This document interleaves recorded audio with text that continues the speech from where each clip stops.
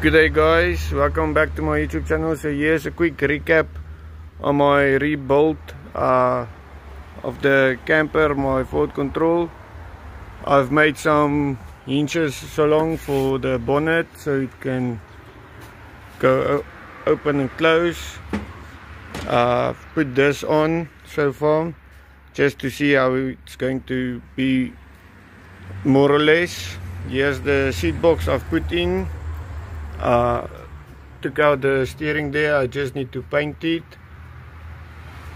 Here's a quick update also here on the back. I'm putting new bars on here for the frame.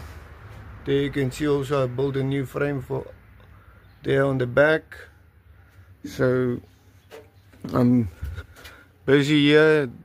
I've got some plates already for the roof also. This roof is going on top here.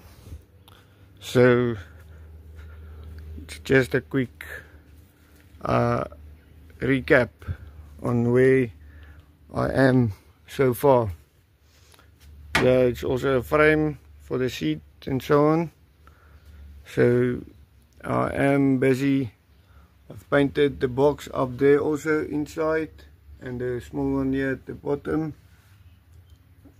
So I'm busy. It's coming together piece by piece.